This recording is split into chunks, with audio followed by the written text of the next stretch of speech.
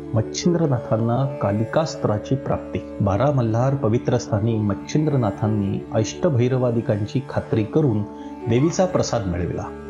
कुमार दैवत तीर्थ करून कोकणात कुडाळ प्रांतात आडूळ गावात येऊन राहिले. त्या गावाबाहेर महाकालिका दैवत आहे. त्या देवतेच्या दर्शनाकरता मच्छिंद्रनाथ गेले. ते कालिका दैवत अति खडतर असून शंकराच्या हातातल्या कालिकास्त्राची तिथे स्थापना केलेली आहे.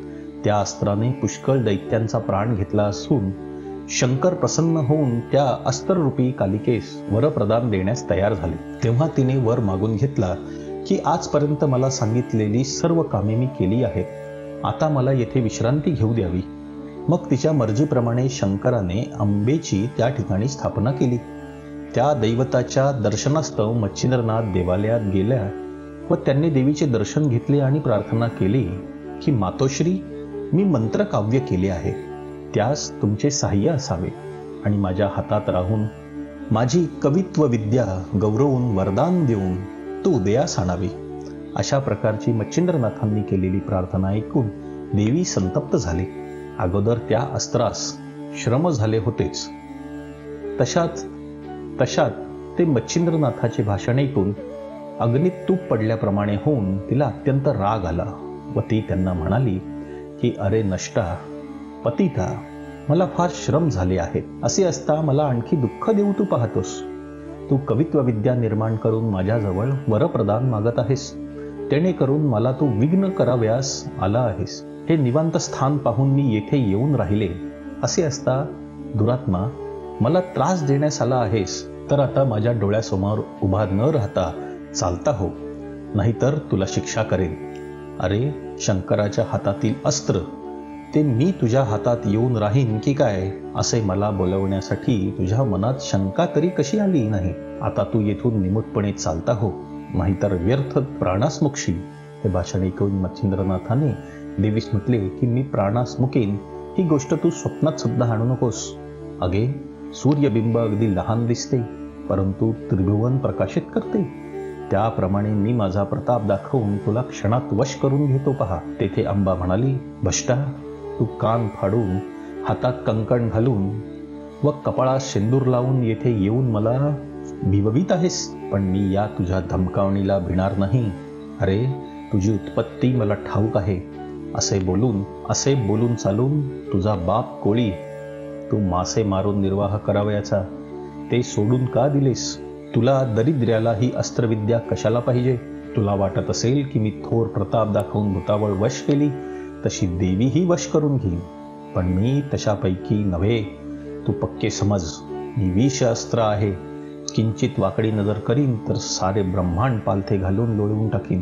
तेथे तू आपला कच्चा दिमाग दाखवितोस. तेव्हा मच्छिंद्रनाथ म्हणाले, देवी, मी सांगतो ते ऐक. बळी वामनाला मशका समान समजत होता, परंतु त्यालाच परिणामी पाताळ लोक पाहावं लागलं. हे भाषण ऐकून देवीस अतिशय राग आला. ती त्यास म्हणाली, तुझं म्हणे कोणता प्रताप आहे तो मला आताच दाखव. तेव्हा मच्छिंद्रनाथ म्हणाले की तू शंकराच्या हातामध्ये राहून मोठमोठाले पराक्रम केल्याचा दिमाग मला दाखवित आहेस, तर तो तुझा प्रताप मला आता दाखव. त्याप्रमाणे मच्छिंद्रनाथाचे भाषण ऐकून भद्रकाली सिंहासारखी आरोळी मारून आकाशात प्रकट झाली. इतक्यात भयंकर शब्द होऊ लागला की आता आपला प्राण वाचेल. तू आपल्या गुरुचे स्मरण कर, कारण वज्रास्त्राने जसा पर्वताचा चुराडा होतो तसा तुझ्यामुळे पृथ्वीचा होईल. अरे, ही कालिका आज पृथ्वी सपाट करून टाकण्यास तयार झाली आहे. आता तुझा निभाव कसा लागेल? अशी बरीच धमकावणीची भाषणं मच्छिंद्रनाथाने ऐकून घेतल्यानंतर तो तिला म्हणाला, तू पाहिजे तसे बोललीस तरी तुझ्यापासून माझे काही वाकडे व्हायचे नाही. असे म्हणून त्याने भस्म हातात घेतले व वासव शक्ती मंत्र जपून ते भस्म आकाशात फेकून दिले. तेव्हा ती दैदिप्यमान वासव शक्ती तत्काळ प्रकट झाली. सूर्याच्या हातचे वासवास्त्र आणि शंकराच्या हातचे भद्रकाली किंवा कालिका अस्त्र या उभयतांचे युद्ध सुरू झाले. दोन्ही अस्त्रांची झोंबी लागून ती एकमेकांवर प्रहार करीत होती. झगडता शेवटी कालिकेने वासव शक्तीचा पाडाव केला आणि मोठ्या आवेशाने ती मच्छिंद्रनाथांवर चालली.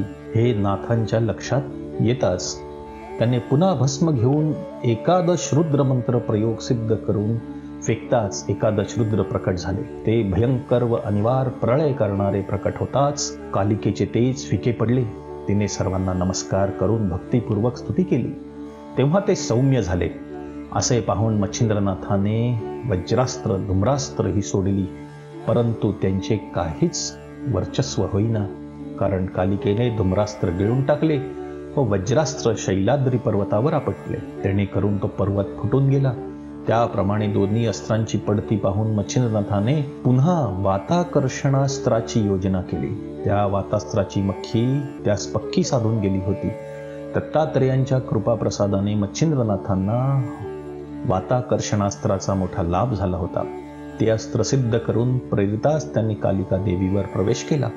तेव्हा देहाचे चलनवलन बंद होऊ लागले. इतक्यात देवी विकल होऊन गगनामधून जमिनीवर धाडकन आदळली आणि बेशुद्ध होऊन पडली. ते पाहून देवदानवांना सुद्धा मोठा विस्मय वाटला. कालिकेचे प्राण जाऊ लागले. तेव्हा तिने शंकराचे स्मरण केले. हा प्रकार कैलासात शंकराच्या कानावर गेला व हा सर्व खेळ मच्छिंद्रनाथाचा आहे तसे त्यांच्या ध्यानात आले. मग नंदीवर बसून शंकर लगेच त्या ठिकाणी आले. शंकरास पाहून मच्छिंद्रनाथांनी त्यांच्या पायावर मस्तक ठेवले. मग शंकराने त्यांना दाही हातांनी पोटानी धरून कडकडून भेट दिली व प्रताप दाखवून अस्त्र जिंकल्याबद्दल त्यांची प्रशंसा केली. तेव्हा नाथाने शंकरांना सांगितले की बद्रिकाश्रमास तुम्ही प्रसन्न होऊन दत्तात्रेयाकडून मला मंत्र अस्त्र विद्यादी सर्व शिकविले. तो हा सर्व तुमच्या कृपेचा प्रताप होय.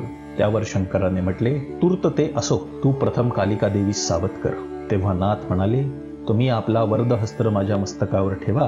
असे ऐकून तुला कोणती इच्छा आहे म्हणून शंकरांनी त्यांना विचारल्यावर त्याने मागितले की जशी शुक्राचार्याने संजीवनी विद्या कचास दिली त्याचप्रमाणे शाबरी विद्येचे तू मजकडून कवित्व करविलेस तसा वर देऊन मला कालिकास्त्र द्यावे व तुझ्या हाती राहून कालिकेने जशी असंख्य कार्य केली तशीच तिने माझ्या हातात राहून करावी व पुढेही मंत्रकार्यात तिने उपयोगी पडावे. असे जर मला वरदान द्याल तर मी निरंतर समाधान वृत्तीने राहीन. तेव्हा शंकराने सांगितले की तू कालिकेस जीवदान देऊन उठव. तिला मी सर्वस्व तुझ्या स्वाधीन करतो व मी देखील तुला सर्व प्रकारे अनुकूल आहे. असे वचन मिळताच मच्छिंद्रनाथ शंकराच्या पाया पडले. मग वातास्त्र मंत्र भस्म फेकून वाताकर्षण अस्त्र काढून घेतले. तेव्हा देवी सावध होऊन उठून बसली व इकडे तिकडे पाहू लागली. तो शंकरास तिने पाहिले. मग ती झटकन येऊन त्यांच्या पायावर पडली व प्रसंगी कैवार होऊन प्राण वाचविले म्हणून बोलून तिने त्याची स्तुती केली.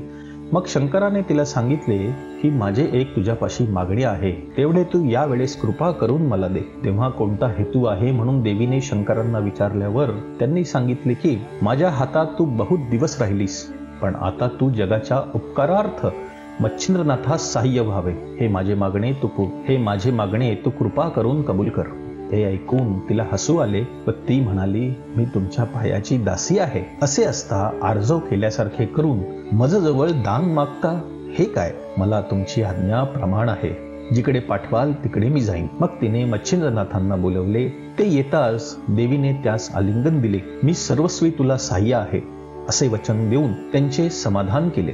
मच्छिंद्रनाथ व शंकर यांना देवीने 3 रात्री तेथे ठेवून घेतले. चौथे दिवशी विचारून शंकर कैलासास व मच्छिंद्रनाथ गदातीर्थी हरेश्वरास गेले. श्री गुरुदेव दत्त.